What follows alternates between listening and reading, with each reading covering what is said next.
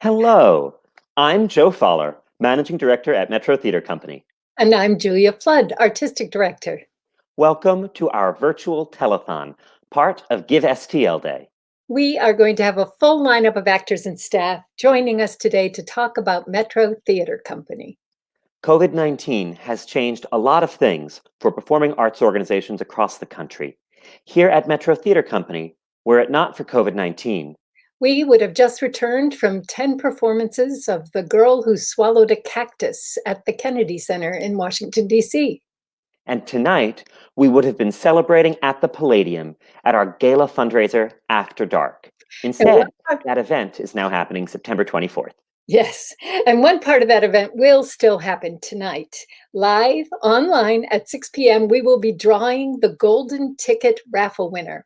There are a few tickets still left. Tickets are $100, only 100 will be sold, and they can be purchased online at metroplays.org/golden ticket. There is one thing that COVID-19 hasn't changed: our commitment to serve our community, including the thousands of young people, teachers, and parents across the region.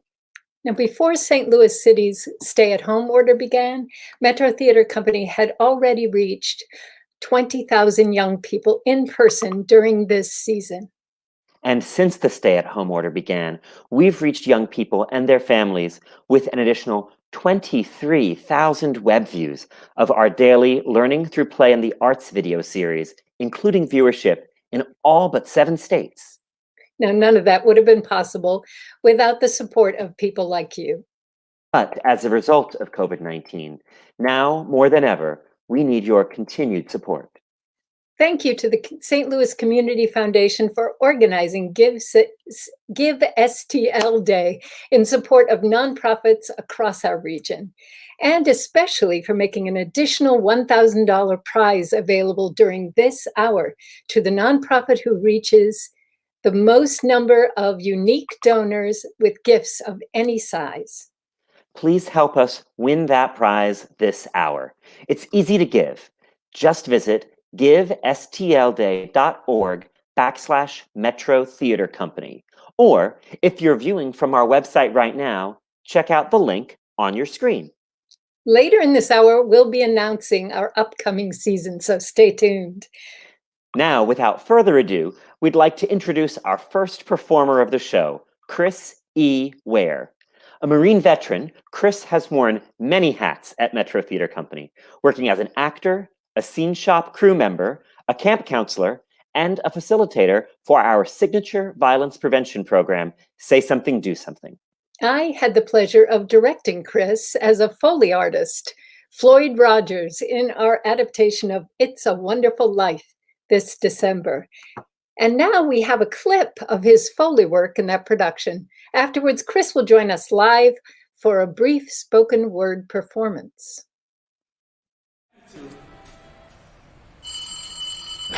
Hello? Harry! Sam, I was just talking to your old friend, George Bailey. Oh? I don't want to talk to him. He doesn't want to talk to George. Stop eavesdropping, Mother! George, we can both hear if you put your head close to mine.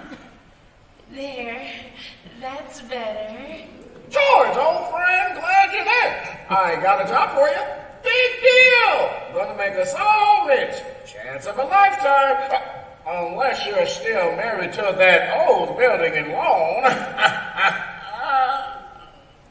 Chance of a lifetime, huh? Shut your hands up! Bert? Oh, Bert! Well, thank heaven you're here. Freeze! You're under arrest for trespassing!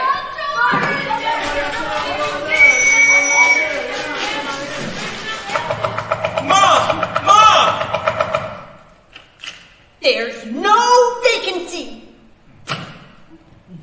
Ma, it's me, George! George who? I don't take in strangers. Strangers? I'm your son!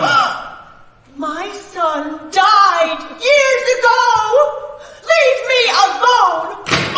Ma! Clara, what did you mean her son died? Your brother Harry.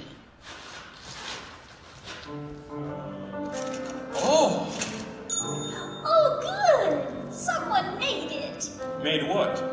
Every time a bell rings, an angel gets their wings. My daughter Zuzu told me the same thing tonight. Smart girl.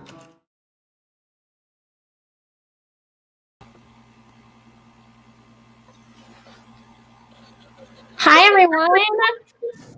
Welcome. Well, it looks like we are jumping to team education. I am Karen Bain, Education Director. I'm Jen Zofel, the resident teaching artist. I'm Phoebe Richards, the Teaching Artist Fellow. We are so excited to be with you here today. And we're also really hoping that you've been enjoying our daily education videos on Facebook and on our website. Additionally, we're so excited to announce that we'll be able to offer virtual camp for students as young as age 4, all the way up through high school.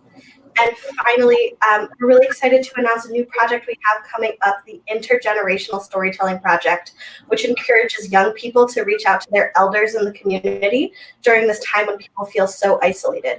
With all of that in mind, we're really excited to share with you an activity as well.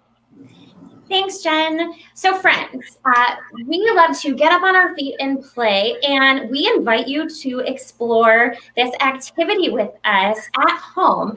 We are going to do a sculpting exercise today, and this is a really wonderful tool that we use in the classroom and in rehearsal to dig into stories. So for this activity, I am going to sculpt Jen and Phoebe. And all of you at home, get up on your feet and play as well. It's like I'm sculpting you too. And also, while we are doing the first part of this activity, my challenge to you is to think of a word that comes to mind when you think of Metro Theater Company. And please put that word in the comments. Okay, so Jen and Phoebe, are you ready? Can I see a thumbs up? Woo-woo! So it's my number one job as the sculptor to take care of my human clay. And it's their job and your job at home to take care of yourself. I want to make sure that I'm not going to put you into any physical shapes that would be uncomfortable for you to hold. Because once I sculpt you, it's your job to become strong, still, focused, and silent, just like a statue.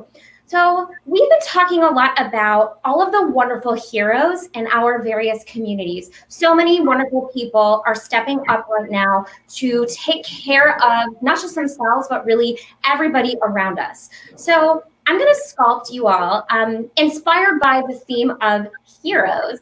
And I'm going to do this by modeling. So I'm going to do my best to also do this without words. Let's just see how this goes. Everybody up on your feet and...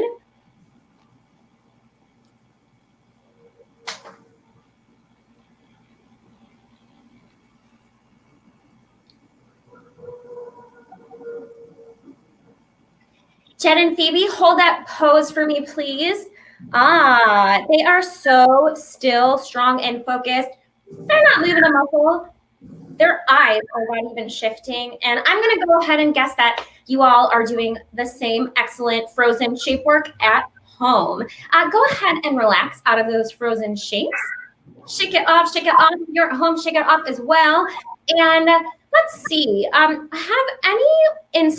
see if there's any words that have come through. Jen, are you seeing anything in the comments? I am not seeing a word right now, but I was thinking of a word. Please. And the word I was thinking of is kindness. I love that. Okay.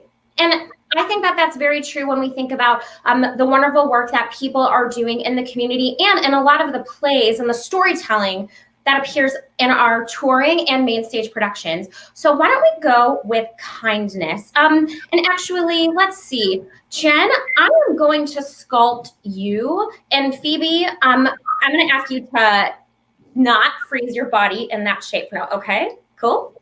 All right, so Jen, are you ready? Wonderful, thank you. Okay, so kindness.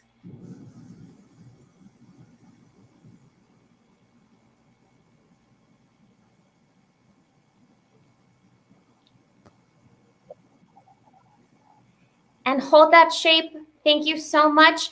And let's see, Phoebe, I'm going to take this thought bubble and I'm going to flip it the other way. And this is a great tool that we use to dive into the mindset of a character in a story, really explore empathy. Phoebe, looking at the frozen shape that Jen is creating, what words do you think she's thinking in this moment? Maybe, can I help you? Oh, I love it. Can I help you? Anything else coming to mind? I'm happy to help. Oh, could you say that one more time? Sure, I'm happy to help. Oh, thank you. I'm happy to help. Absolutely. Jen, why don't you go ahead and relax out of that shape? And thank you so much, Jen and Phoebe, and for everybody at home for playing along with us. So we hope that you will consider making a donation to Metro Theater Company. Gifts of all size are so helpful so we can continue to collaborate with educators and young people and families throughout the St. Louis region. And now, friends, I'm going to kick it back to Artistic Director Julia Flood and Managing Director Joe Fowler for the moment we've all been waiting for, our season announcement. Thank you so much, Karen and Phoebe and Jen. What a fun exercise that was. Yes. Before we jump into the season announcement, we wanted to give a quick call out for how we're doing so far on the campaign. And I'm super thrilled to share from glancing here at my phone at givestlday.org that Metro Theater already has received donations from 26 individual donors amounting to $2,056. That's incredible. We are so grateful to everyone who's online watching right now and making a gift. Thank you. Wow, that is amazing. Now we would like to bring you our season announcement. This will be our 48th season, so we're very excited about that. We recognize that today there's a great deal of uncertainty in the world, and we certainly don't know how social distancing will change the way audiences experience live theater with us next season. But what we do know is that live theater and the stories that help to connect us to our common humanity will be as critical as ever as our community comes back together. We hope that our new season will help us all reflect on and heal from the experiences we're currently sharing. This has been my first season as Metro Theater Company's managing director, so next season is the first I've had the pleasure of planning with Julia Flood. And Julia, I am so impressed by the way you think about our programming, reflecting not only the concerns of young people and of our community through the work itself, but also stretching young audiences to grow and develop as a result of our productions. Thank you, Joe. That's very kind. All of Metro Theater Company's work is inspired by the intelligence and emotional wisdom of young people. Theater for young people and families has the power to enrich, inspire, and respond to young people by sharing stories that challenge them about issues that are important to them. At every age, theater builds empathy, which is critical to bringing community together and essential for us all in building a better future. For almost 50 years, Metro Theater Company has been connecting us all to each other. And it's been my great pleasure to lead the company artistically for the last 6 of those years. So, Julia, a couple of things will be new this year, right? Yes. As a matter of fact, this year we are adding a third Mainstage production. So in addition to the arts integrated curriculum in classrooms across the region, our school tour, Say Something, Do Something, our violence prevention program, we will also present 3 productions on the Mainstage. I'm especially excited about the first production in our 48th season, which will open October 25th at the Grandel Theater. It's a story about a middle school girl who's trying to make sense of a terrible trauma. As she explains it, how a family of 3 becomes a family of 2. Julia, there was no way to know it would be so resonant when you first picked it, but now it feels as if that idea of coping with the dislocation of dramatic change is something that a lot of kids and a lot of adults will relate to this fall. Yes, that's true. The play is called Digging Up Dessa, And one of the things that I love about it is that as Dessa is working through these very real issues, there's so much laughter and humor in the play. Well, for one thing, part of the way she copes with the trauma is by creating an imaginary friend, but not just any imaginary friend. Her friend is the real-life 19th century female paleontologist, Mary Anning. As Mary helps Dessa with a modern-day archaeological dig, Dessa tries to ensure that Mary's legacy continues by securing her a place on the portrait wall at the Natural History Museum, which is currently filled with portraits of old, dead white men. It's funny and an empowering story that looks at gender privilege, allyship, science, and so many other things. We really hope you'll join us at the Grand Dell for this production. After that, our next main stage show is another empowering story based on a much-loved recent children's picture book, and it's been transformed into a musical. Yes, the show is Last Stop on Market Street. It's based on the book by Matt de la Peña and illustrated by Christian Robinson. The book was a New York Times bestseller, a Caldecott Honor Book, a Coretta Scott King Illustrator Honor Book, and it won the 2016 Newbery Medal. It's been adapted by playwright Cheryl West with the father-son songwriting team of Lamont and Paris Ray Dozier. Now, Lamont Dozier may be familiar to you as part of the Motown team Holland Dozier Holland, responsible for bringing us all sorts of hit records by the Supremes, the Four Tops, the Isley Brothers, and many more. His son, Paris Ray Dozier, is a hip-hop artist, and so you can imagine it's an amazing score. The Minneapolis paper said it was like Hamilton for kids. Yes, that's right. The musical has CJ, Nana, all the wonderful characters from the book traveling on the number 5 bus that takes us from Nana's apartment all the way to the last stop on Market Street. It's a joyous celebration of the power of community and breaking down the barriers that separate us from one another.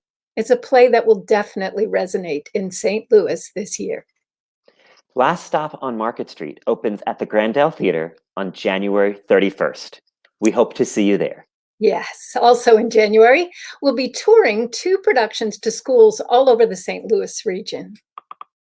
We have pushed our usual fall tour back into the spring semester in hopes that it will be easier then for schools to welcome performers into their buildings. As you may know, Metro Theater Company, in addition to producing great work on our main stage at the Grandel Theater, also brings theater into schools and classrooms across the entire region.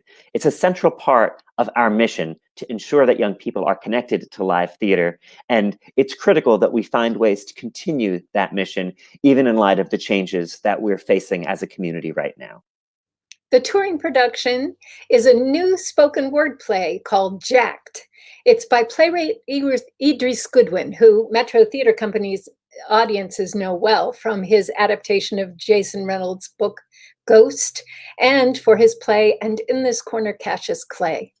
Jacked riffs on Jack and the Beanstalk, but it continues after that story ends to see what will happen to a community when the townspeople start to eat the golden eggs that the goose has laid. Play explores a thoughtful and powerful metaphor for addiction and obsessive behavior, but is framed beautifully for grades K through 4 to appreciate. Plus, it's all set to a great beat. At the same time that Jack tours to elementary schools, Say Something, Do Something will be traveling to older students in our community. It's our signature violence prevention program. Both tours will run from January through March. At a later date, we'll announce a few opportunities to see Jacked at public performances in partnership with some favorite St. Louis institutions. Coming in April, we'll have performances of our 3rd main stage production. One of the artistic challenges at Metro Theater Company is to be able to perform for children of every age with a limited number of productions. The shows that we've mentioned so far will be great for elementary and teen audiences, but they aren't designed for the very young. So this year, for the very first time, we'll be offering a full main stage production for the very young. And this new offering will be at a new venue. We adore working with the great team at the Kranzberg Arts Foundation at the Grandel Theater, but with so many companies vying for space at the Grandel, it wasn't possible this year to bring this added production into our usual home. That's where the new Kirkwood Performing Arts Center stepped in. The Kirkwood Performing Arts Center opens later this summer. It is a beautiful state-of-the-art facility, a block from the main Kirkwood shopping district and less than a mile from the Magic House Children's Museum. We can't wait to perform in their brand new 250-seat black box theater as part of their opening season. Julia, I realize we still haven't told our audience what the show is, though. The suspense must be killing them. Well, let me say this. It's not The Lion King, but if anyone has seen The Lion King on Broadway and marveled at how all of those animals were created by puppets, you are in for an absolute treat. This production features 75 puppets of some wonderful animals. There's a brown bear. And 10 rubber duckies. And a firefly. I hear he's very lonely. And a caterpillar. Who I hear is very hungry. If you haven't guessed it yet, in partnership with Rockefeller Productions, Metro Theater Company will be bringing to the stage 4 of Eric Carle's popular children's books in The Very Hungry Caterpillar Show. Now, I saw some of these puppets at a conference last spring, and I fell in love with them. If you ever have read The Very Hungry Caterpillar or any of Eric Carle's other stories to your children, you have to see this production. It has been described to me as a rock concert for 4-year-olds. And because this is Metro Theater Company, and because we care deeply about access, inclusion, equity, and diversity, we are pleased to be the first company in the United States to present this show as a bilingual Spanish-English production. So come join us at the brand new Kirkwood Performing Arts Center starting April the 11th, 2021. Details on all of these productions are online now, and if you're on our email list, you should have a message announcing these details in your inbox sometime in the next 10 minutes. We have a few other things up our sleeves for our 48th season, including our rescheduled gala After Dark on September 24th. And we will join with theaters across the country to give young people voice when we present #Enough, readings of short plays by teens responding to gun violence in America, to be performed on the anniversary of the Sandy Hook shooting in December. There's no question that Metro Theater Company produces its work inspired by the wisdom of young people. Our young audiences are able to embrace and be inspired by stories of a wide range of topics that get to the heart of the very questions that matter to them most. We can provide an opportunity to reflect, we can provide an opportunity to entertain, and we can grow empathy in young people through all of our programming. But none of our work would be possible without the generous support of our donors. So if you're excited about next season, take a moment now to make a donation as part of Give STL Day. With your help, we can bring in the largest number of individual donations this hour and receive the $1,000 hourly prize campaign bonus that the Community Foundation has put forward as a challenge to us. So make a gift of any amount to help ensure that your gift is amplified by that $1,000 bonus at www.givestlday.org/Metro Theater Company. And thank you. We have a few special online events coming up too. We'll talk more about that soon, but now I believe Education Director Karen Bain has some information for us in our next segment, chatting with one of our favorite artists. Karen? Thanks, Julia. So I am so excited to get to chat with one of my favorite artists in St. Louis that we love to collaborate with, Alicia Reve. Like, hey, Alicia. Hey, girl. And Alicia, you may have seen her on so many of our most recent Mainstage productions, the last 4 Mainstage productions. You would have caught her this past season in It's a Wonderful Life and in our most recent production of Ghost. Something that I am also really excited to share is that Alicia is going to be joining the education team for the Intergenerational Storytelling Project this spring. Woohoo! And Alicia has also been such a superstar, facilitating so many of the post-show discussions after our Mainstage plays. And Alicia, I would love it if you could talk a little bit about what that process is like and why it's so important to you. So what's really cool about working at Metro is from the very beginning in the rehearsal phase, the actors are instructed that we will be doing talkbacks. So that is in the forefront of our minds as we're processing the script, as we're analyzing the script. What questions do we think that our youth audiences are going to ask us? And it's really great for those students, specifically our student matinees, to have an opportunity to process immediately after the show.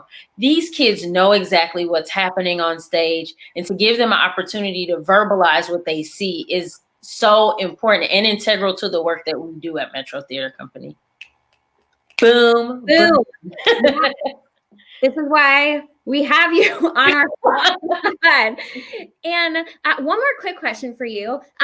Hearing about all of the plays coming up for next season, is there a show that you are most excited about and why? Oh my gosh. So it's so hard. It's a toss-up between Last Stop on Market Street because it's a beautiful story.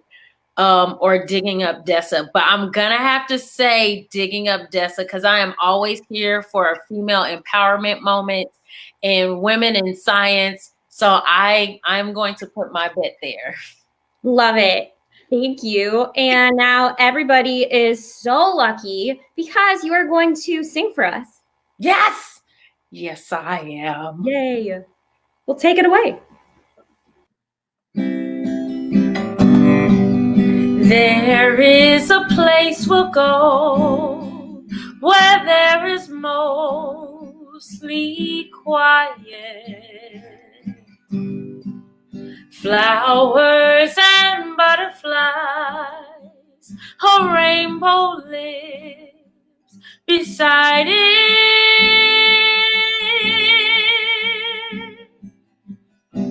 And from a velvet sky, a summer storm,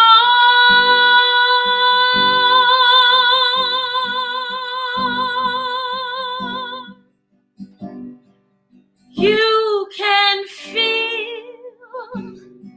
the coolness in the air, but you're so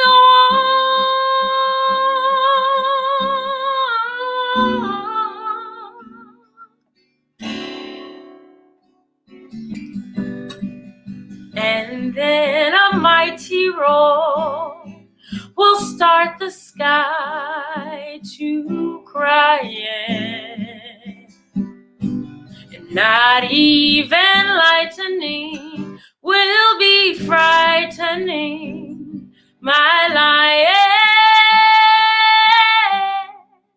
And with no fear inside, no need to run, no need to hide, you're standing strong and tall. You're the bravest of them all. If on courage you must call, then just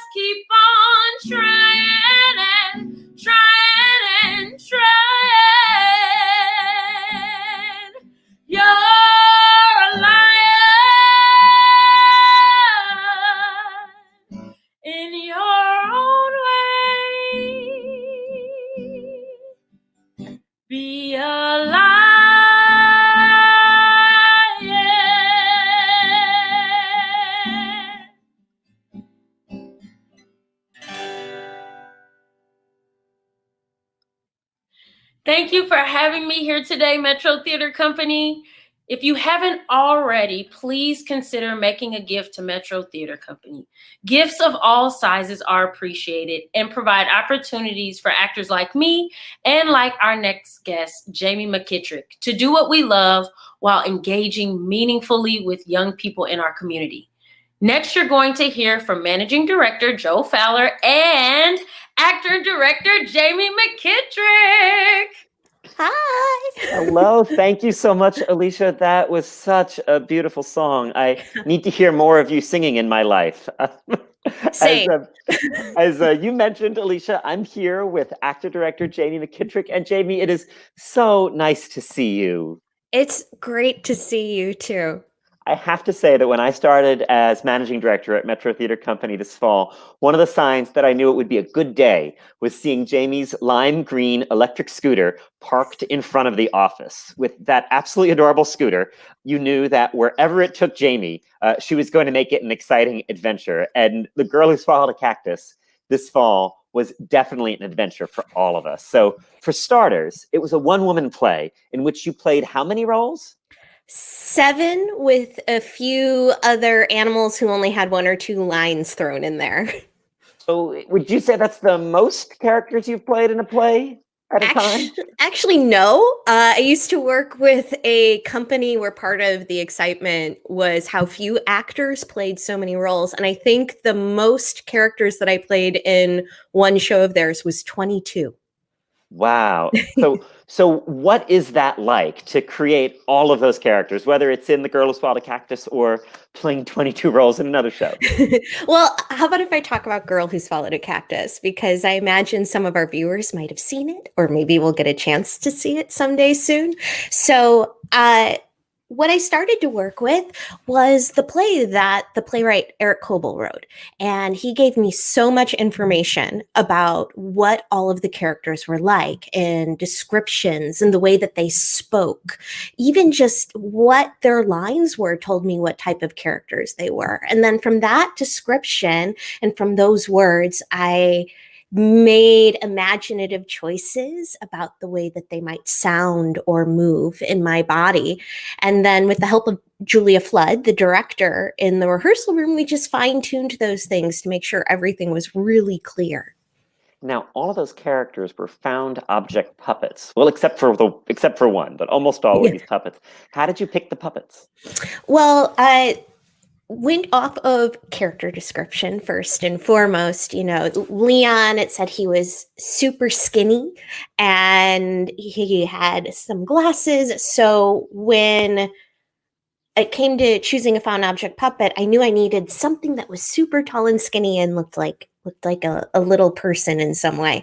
So we went to a junkyard because the young people, the kids in the play, they were playing in a junkyard and built a fort. So we went to a junkyard, an actual junkyard in St. Louis, and I went with our technical director, Eric Kuhn, our stage management, Jimmy Bernatowicz and Jacob Cange and Julia Flood. And we did this first round where we found all these different puppets that were actually, before they became full of life as puppets, they were trash. And so we found Leon, for example, which was this, I believe he was like some sort of like piping or like a sprinkler. And he was this super tall, skinny brass pipe with these 2 little nozzles on the front, and we just wrapped wire around to make little glasses. And, you know, and also too, just thinking of, because of my background in puppetry, which I've done quite a bit of, finding objects that could easily come to life and would be able to be read from, if I'm doing a performance in a large space, all the way at the back by any of the young people watching.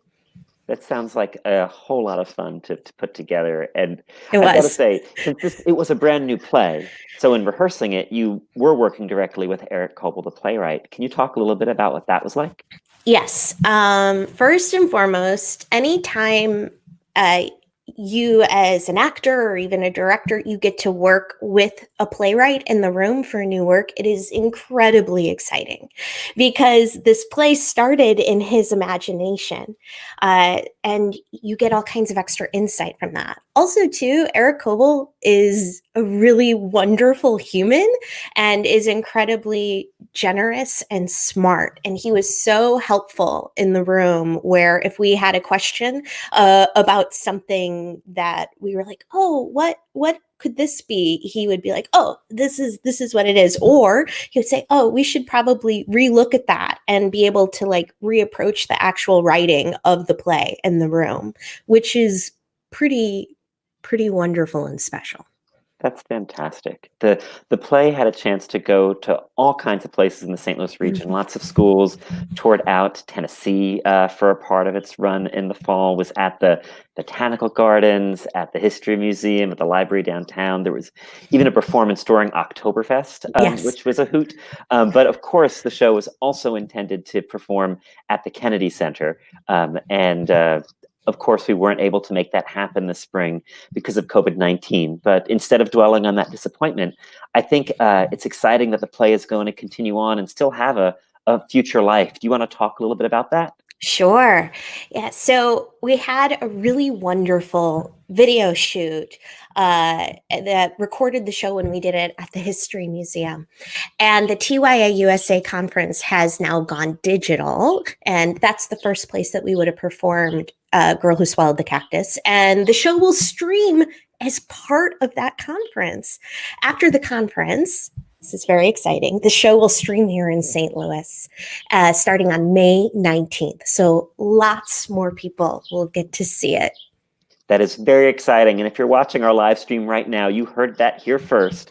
Starting May the 19th, we will be offering The Girl Who Swallowed a Cactus as a pay what you can, pay-per-view local live stream to make sure that everyone in our region has the ability to see this piece without financial barriers, particularly those people who might have lost income as a result of COVID-19 right now.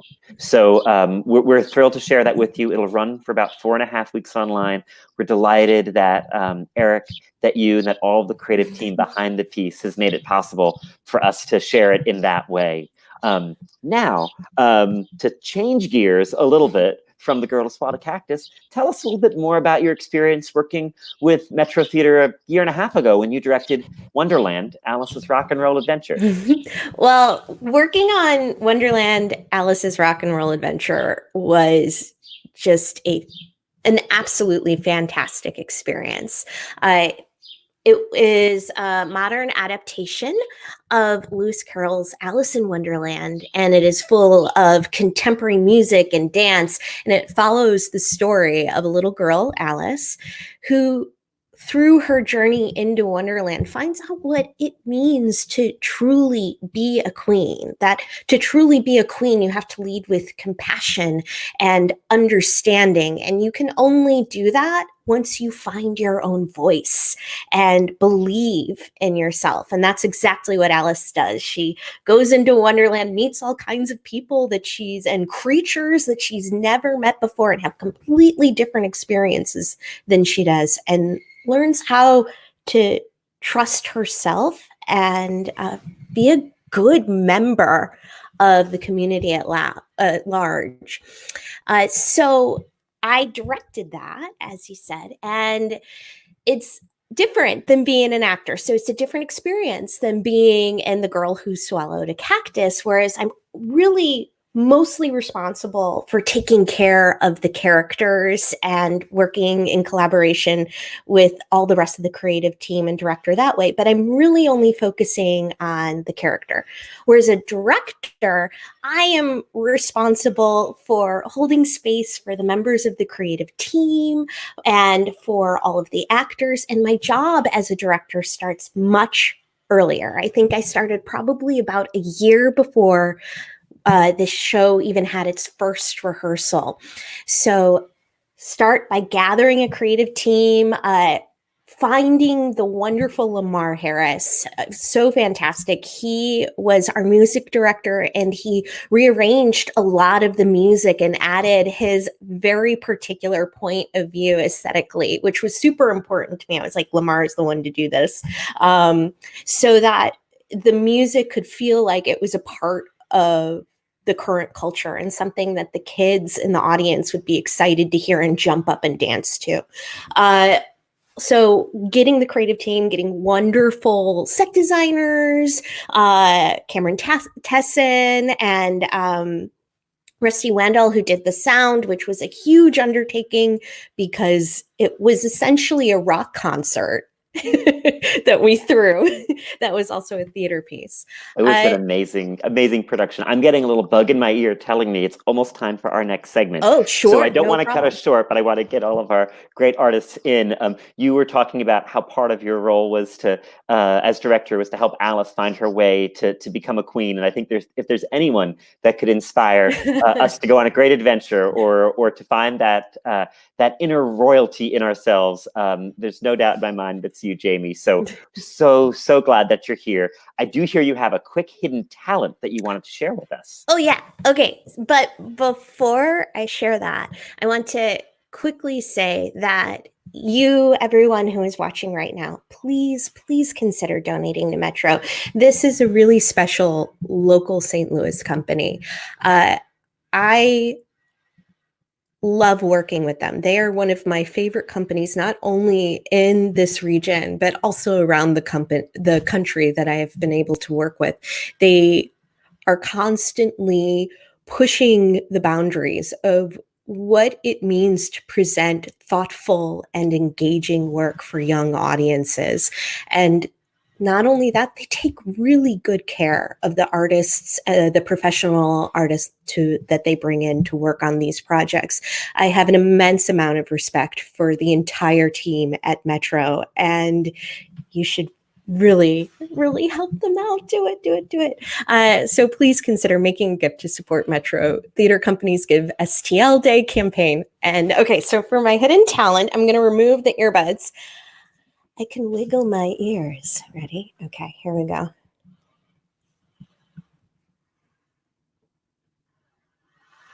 Other side.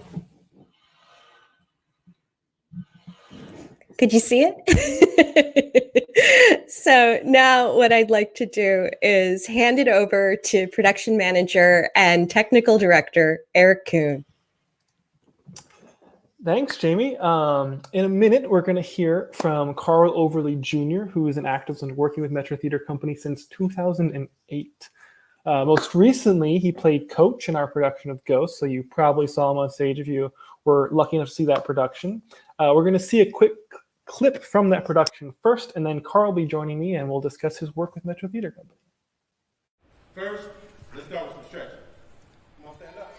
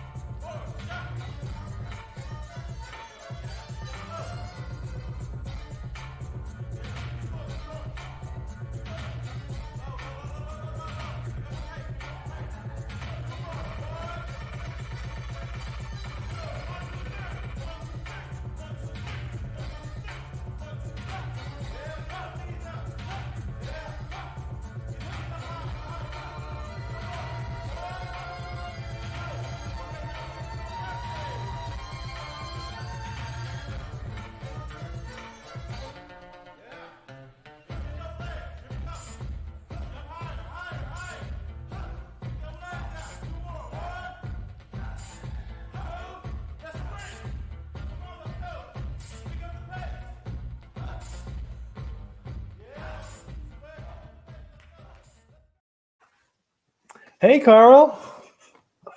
Hey, Eric. How you doing? I'm doing good. How are you doing? I'm doing really good. It's good to see you again. Oh God, it's good to see you too. Oh, That such video. a fun clip. Oh, such a fun That clip. is a fun clip. Oh God, I still do those. You still do day. those? Oh, I can't. I still do Birthdays those are every just- day. That's amazing. That's dedication right there. That is. So that's one of, you've been working with this since 2008, and if I'm looking at your resume correctly, we had to brush that off so I could tell for sure. You've done 6 production with us since 2008, and you've also performed in both of our galas, one of our roaming actors. I was hoping that you could tell us a little bit. There's you with Pikachu. Gosh. Got a little trading cards. I'm sure we got those around somewhere. I was hoping you could tell me a little bit about one of your favorite experiences, 6 shows, 2 galas that you've had with Metro Theater.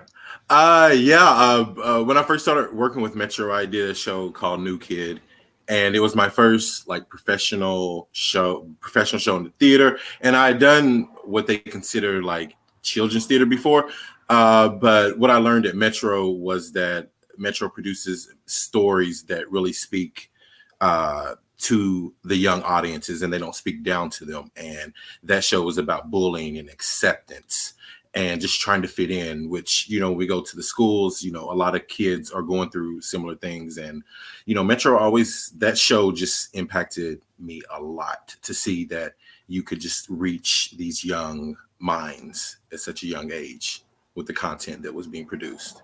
Absolutely, yeah. I love that show as well. I think 2008, that probably was the first time we did that show. We've done it 3 times. Because it's just such a great show, and so always so relevant. I was the original Nick. All right. So that was really, I worked in that production. That's special to me. But I know Ghost was a very special experience for everyone involved in the show, the cast in particular. Can you talk about the impact that production had on you as an actor? Yeah, absolutely. First of all, Idris Goodwin is just a genius and a master at everything. And his adaptation of Ghost just really spoke to the audiences that came, because a lot of the kids that, come to shows, sometimes they don't really get to see great representations or maybe people that they know in their own lives. And I feel with Ghost, the audiences really got that, and they really got to see it. And they got to see maybe characters up on stage that they recognize from their own lives. And just the response with the music and the choreography done by Heather Beale, and Jackie Thompson's directions, and Jackpot's music, and David Blake's track set, which was a track that went up in the air. Like it went up in the air. It was amazing. It was amazing. And Falia Davenport's costumes, like just everything, just really just the collaborative effort that went into that production was amazing. Yeah, and I remember we were at an event one time, and there was a DJ spinning some stuff, and we heard a music track that he was sampling, and you and I just looked at each other, we're like, "That's the thing that Jackpot used in Ghost." It was just like hearing it pop up like in like pop culture, right? It was really cool. Yeah, and also in to Ghost, I do have my tattoo. I have my Ghost, my medal. That it's not real. I kept all the extras, and so I kind of put it on today. Good. I approve. It's a good choice. Yeah. So one last quick question before we move on to our next segment. We did just announce our next season earlier in the telethon. So in one sentence, let's keep it short. One sentence. Okay. Can you tell us which production you're most excited for and why? One sentence. Jacked, Idris Goodwin, genius. Everything he does is wonderful. All right. Short and sweet. I love it. Of course, looking forward to the whole season, but we got to made you pick and choose. So thank you, Carl. All right, thanks for being here. Next, we're going to hear from actor and teaching artist Roxanne Mcwilliams. Roxanne most recently played Minnie Hoople in our production of It's a Wonderful Life, but she's also been an in-school teaching artist with us for over a decade. Today, she'll be sharing a taste of her musical talents. Thanks so much, Eric. Hi, everyone. I'm Roxanne Mcwilliams. And as Eric said, I've been with the company for over a decade, since 2007, actually. And in that time, I've been a teaching artist in countless classrooms. And I have also been an actor in at least 13 different productions, both touring shows and on the main stage. So I have seen firsthand how Metro Theater Company positively how they positively impact the young people of St. Louis. And you know what? I am living proof of this, because when I was 10 years old, they came to my school, and I tell you this truly, the artistry and the beauty of the production that I saw is still resonating with me today. So if you haven't already, please consider a gift to Metro Theater Company. We still have about 10 minutes to collect donations from unique donors. And you know, every little bit counts. So, are you wondering why I have an accordion? Well, the accordion is no stranger to the Metro Theater Company stage, and I had the privilege of playing the accordion in the production of Hans Brinker and the Silver Skates. Today, I'm going to play a tiny little piece that I created to share with you, and it's just about the joy that Metro Theater Company brings to so many people. All right, here we go.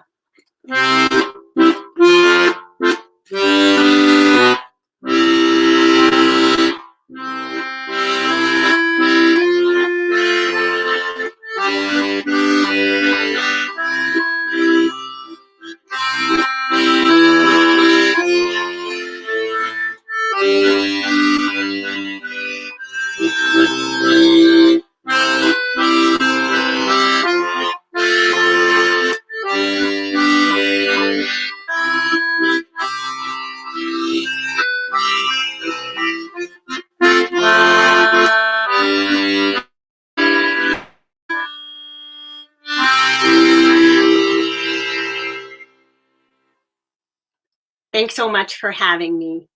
And now you're going to hear from Phoebe and John. Bye, everyone.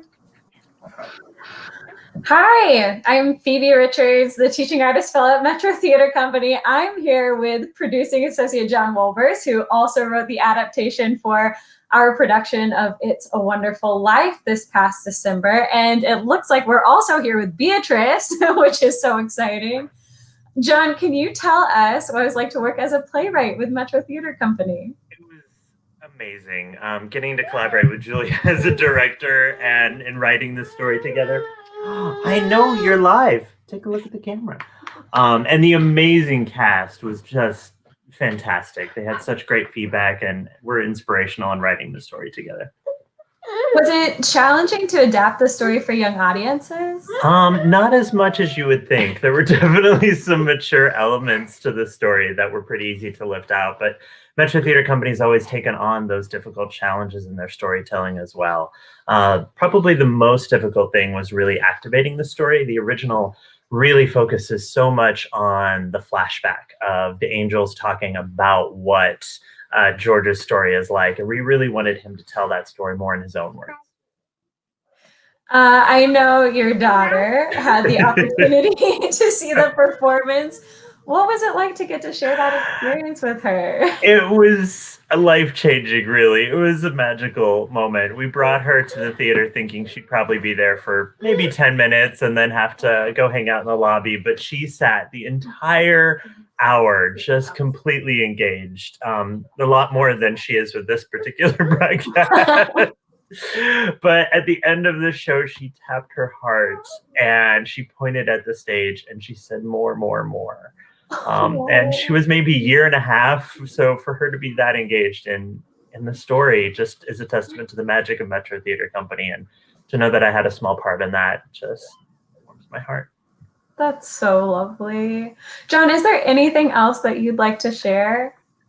Just that Metro Theater Company has meant so much to not just me and my career, but really the lives of so many people in St. Louis, and especially so many young people. For them to see and hear their stories on stage is vital, particularly at this moment. So if you can give anything, $1, $5, it all goes to an amazing cause. Helps everybody. Well, thank you so much, John and Bea. Thank you. I'm going to hand it over to Managing Director Joe Fowler and Artistic Director Julia Flood for some final thoughts. Thank you so much, Phoebe and John and Beatrice. Julia, that hour literally flew by. I know. Oh, it's so great to see those people. I'm so lucky to work with so many wonderful people. We hope that everybody out there has enjoyed hearing from our staff and the artists this hour. And we hope that you were inspired to support the young people in our audiences by making a donation to Metro Theater Company. So far, I'm checking my phone once again for the very, very latest number. So far, we have raised $4,453 from 58 unique donors. But we still have about 5 minutes left to add to that count. I know. The generosity of our community is extraordinary. Thank you to every single person who has given.